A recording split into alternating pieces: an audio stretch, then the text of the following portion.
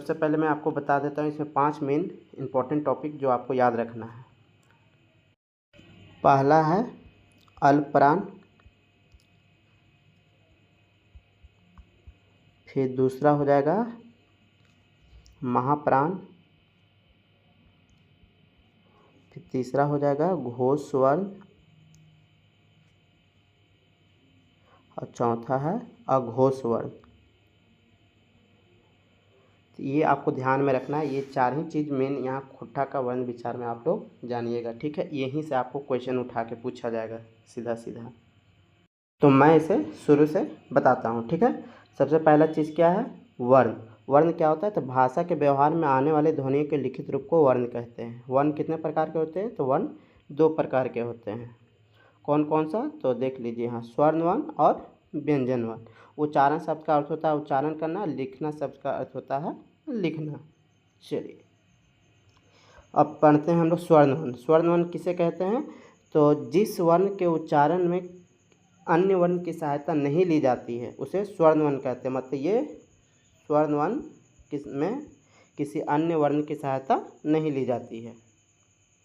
और खोटा में 8 स्वर्ण वर्ण होते हैं। कितने होते हैं, 8 होते हैं। कौन कौन सा, तो आप लोग इसको स्क्रीन पे नोट डाउन कर लीजिए 8 ये कौन से स्वर्ण वर्ण हैं, ठीक है। मैं थोड़ा जल्दी इसको कंप्लीट करने का प्रयास कर रहा हूँ। स्वर्ण वर्ण 2 प्रकार के होते हैं, हर्ष स्वर और दीर्घ स्वर। खोटा में इसको मूल स्वर कहा जाता है और दीर्घ स्वर को जोड़ा गया स्वर कहा जाता है। हर्ष स्वर या मूल स्वर क्या होता है, तो जिस स्वर के उच्चारण में कम बल लगता है और जिसका जन्म स्वतंत्र रूप से हुआ उसे हर्ष स्वर कहते हैं, ठीक है। चलिए अब हर्ष स्वर में मूल स्वर या हर्ष स्वर के 3 होते हैं। कितने होते हैं, हर्ष स्वर 3 होते हैं, आ, ई और ऊ, ठीक है। इसी तरह दीर्घ स्वर के बात करते हैं हम लोग, तो दीर्घ स्वर होता है, दीर्घ स्वर मतलब कि जोड़ा गया हो। तो जिस स्वर्ण के उच्चारण में अधिक बल लगता है और जो 2 स्वरों के मेल से बना होता है उसे दीर्घ स्वर बोलते हैं, ठीक है। दीर्घ स्वर कितने होते हैं, तो दीर्घ स्वर 5 होते हैं। कितने होते हैं, 5 होते हैं। आप लोग देख लीजिएगा स्क्रीन पे, इसको नोट डाउन कर लीजिएगा कि ये 5 कौन कौन से होते हैं। चलिए आगे बढ़ते हैं। A1 के स्थान में खोटा का ऐ प्रयोग होता है, ठीक है। जैसे बैल है तो बैल में देख रहे हैं ऐ के स्थान पे ई का क्या हुआ है, प्रयोग हुआ है, ठीक है। उसी तरह देखिए औ में खोटा का औ प्रयोग होता है। जैसे औरत है तो उसमें औरत हो गया, ठीक है। चलिए इसी तरह आगे बढ़ते हैं। री के स्थान में खोटा का री प्रयोग होता है। क्या सा प्रयोग होता है, री प्रयोग होता है। जैसे ऋषि हो गया तो उसके लिए हम लोग ऋषि इस तरह लिखेंगे खोटा में। ऋण हो गया तो ऋण हम लोग इस तरह लिखेंगे, ठीक है। चलिए अब हम लोग पढ़ते हैं व्यंजन वर्ण। तो व्यंजन वर्ण क्या होता है कि जिस वर्ण के उच्चारण में स्वर्ण वर्ण की सहायता ली जाती है, स्वर्ण वर्ण की सहायता ली जाती है उसे हम व्यंजन वर्ण कहते हैं। खोटा में 31 व्यंजन वर्ण होते हैं, ठीक है, याद रखिएगा। खोटा में कितने होते हैं, 31 व्यंजन वर्ण होते हैं। अब इसका टेबल को आप लोग ध्यान से देख लीजिएगा, टेबल में क्या क्या लिखा हुआ है इसको आप लोग नोट डाउन कर लीजिएगा। जैसे क है तो कंठस्थ हो गया, ठीक है, हिंदी में हम लोग कंठस्थ बोलते थे। च तलापी हो गया, ट हो गया, द हो गया, प हो गया और अंतस्थ, ये सब आपको याद रखना है, ठीक है। जैसे कहा चचे जैसे ये पूरा, ठीक है, इसको ध्यान में रखिएगा। चलिए आगे बढ़ते हैं। खोटा में अनुपयोगी हिंदी वर्ण। खोटा जैसे कि हम बताते हैं, खोटा में हिंदी वर्णों में ड़, न, छ, त्र, ज्ञ, स का प्रयोग नहीं होता है। इसको भी आप लोग ध्यान में रखिएगा। उधर 3 और इधर इतने वर्ड को आपको ध्यान में रखना है जिसका प्रयोग खोटा में नहीं होता। इसके स्थान पे क्या प्रयोग किया जाता है, इस चीज़ को हम लोग को ध्यान में रखना है, ठीक है। जैसे देखिए र है तो र के स्थान पर खोटा में र का प्रयोग होता है, ठीक है। उसी तरह मूर्धन्य न के जगह सिंपल न का प्रयोग किया जाता है, ठीक है। छ के जगह छ या ख का प्रयोग होता है, ठीक है। उसी प्रकार स वर्ण के स्थान में खोटा का स प्रयोग होता है और स के स्थान पर स या ख का प्रयोग होता है। त्र के स्थान पर त और र का प्रयोग होता है और ज्ञ के स्थान पर ज्ञ या गिय या गिय, ये तीनों का प्रयोग किया जाता है। या वर्ण के स्थान पर ज का प्रयोग होता है, ठीक है।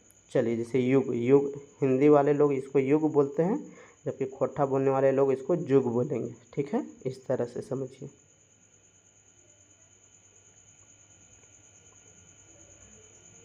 कभी कभी य वर्ण के मध्य में आने पर अ और ज का प्रयोग होता है। जैसे प्यार हो गया, प्यार में देखिए य बीच में आ रहा है तो उसके जगह य के जगह क्या प्रयोग में आ रहा है, अ। ठीक है, और कभी कभी यह वर्ण शब्द के अंत में आने पर, जैसे शब्द के अंत में आता है अ या ई, ठीक है, तो ई में बदल जाता है। जैसे देखिए यहाँ यह है तो यहाँ ई में बदल गया है। ठीक है, उसी तरह देखिए व वर्ण के स्थान पर ब का प्रयोग होता है। ठीक है,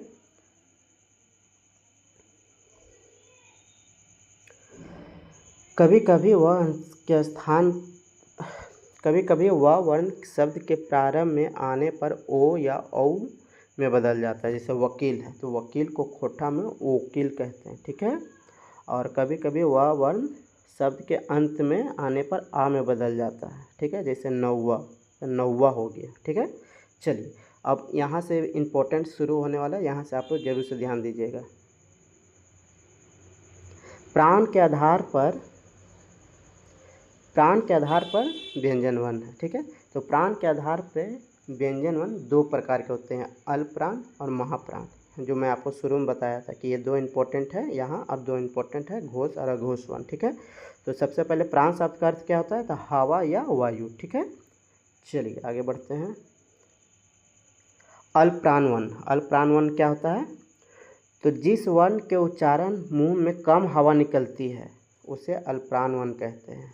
प्रत्येक वर्ग का पहला, तीसरा और पांचवा वर्ण अंतस्थ वर्ण होता है। ठीक है, अब इसको याद रख लीजिएगा कौन कौन सा शब्द है, तो य र ल व। ठीक है, उसी तरह अल्पप्राण वर्ण, तो अल्पप्राण वर्ण क्या होता है, क ग च, मतलब इसको आप स्क्रीन पर पढ़ लीजिएगा। ठीक है, चलिए इसको मैं आपको समझा भी देता हूँ कि किस तरह से हो रहा है। तो ये इसको आपको ध्यान में रखना है। ठीक है, और इसको समझिए, ये पहला वर्ड लिया जाता है और ये तीसरा वर्ड। ठीक है, इस तरह याद रखिएगा, फर्स्ट और थर्ड। तो पहला होता है जैसे अल्पप्राण हो गया, तो ए से अ से ए होता है। ठीक है, तो अल्पप्राण तो पहला से स्टार्ट होगा। ठीक है, इस तरह याद रखिएगा आप लोग। अब हम लोग पढ़ने वाले हैं महाप्राण वर्ण। जिस वर्ण के उच्चारण में मुंह से अधिक हवा निकलती हो, क्या अधिक हवा निकलती है, उसे महाप्राण वर्ण कहते हैं। प्रत्येक वर्ग का दूसरा, चौथा तथा ऊष्म वर्ण स और ह, जैसे उधर था ना य र ल व, तो इसके बाद महाप्राण में आ जाएगा स और ह। ठीक है दोस्तों, चलिए आगे बढ़ते हैं। महाप्राण वर्ण, इसको भी आप लोग ध्यान में रखिएगा। ठीक है, मैं इसको समझा देता हूँ।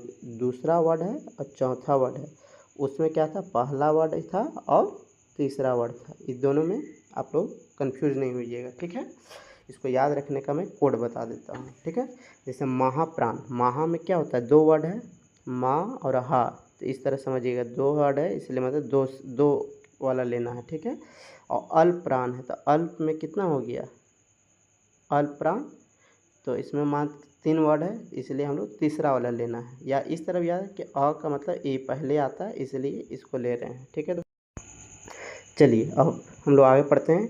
नाद या गूंज के आधार पर वर्ण। ठीक है, जिसको हम लोग बोल रहे थे कि दूसरा, ये दो और इम्पोर्टेंट चीज़ अभी हम लोग पढ़ने वाले हैं, घोष वर्ण और अघोष वर्ण। ठीक है, घोष वर्ण किसको बोलते हैं, घोष वर्ण जिस वर्ण के उच्चारण में कंठ में कंपन या गूंज होती है उसे घोष वर्ण कहते हैं। ठीक है, याद रखिएगा, प्रत्येक वर्ग का तीसरा और चौथा और पांचवा, प्रत्येक वर्ग का तीसरा, चौथा और पांचवा।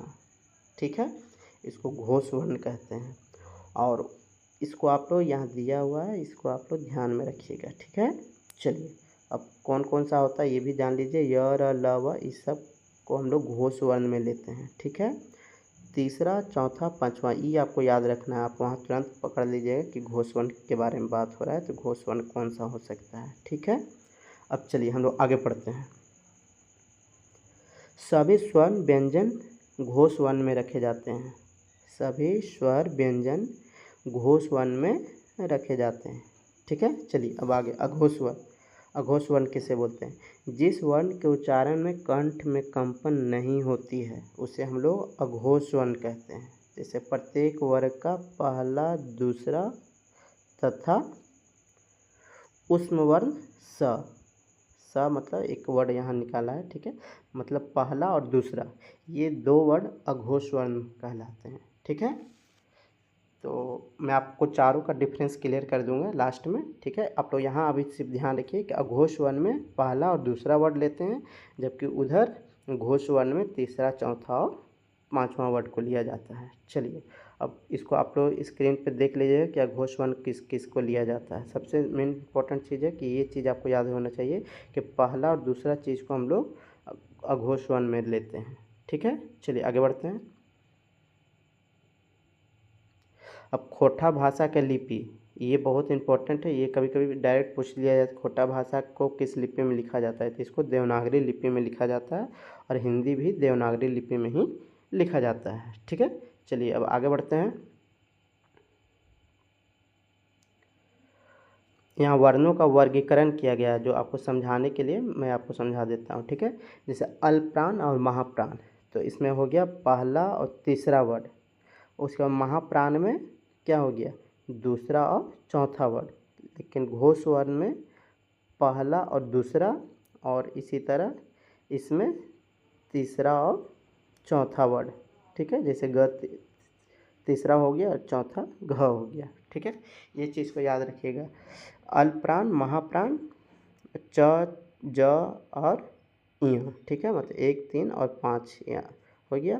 और छ और ज देखिए, तो छ और ज क्या हो गया? दूसरा और चौथा वर्ड। ठीक है, तो आपको एकदम यहाँ से बांट लेना है। ठीक है, इधर हो गया 1, 3, 5 और 2, 4।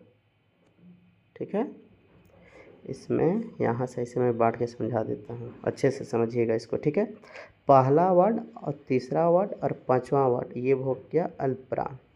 ठीक है, और दूसरा ये हो गया, इसमें हो जाता है दूसरा वर्ड और चौथा वर्ड। ठीक है, महाप्राण। घोष वर्ण में पहला और तीसरा वर्ड, और घोष वर्ण में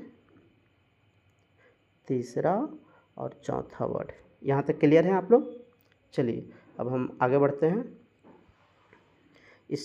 इस टेबल को आप लोग अच्छे से देख लीजिएगा, और मैं आपको लगभग सारा चीज़ में बता चुका हूँ, तो इसको आप लोग वीडियो को बार बार रिपीट कीजिएगा तो आपको समझ में आ जाएगा। ठीक है दोस्तों, चलिए मिलते हैं फिर से एक नए वीडियो के साथ। धन्यवाद।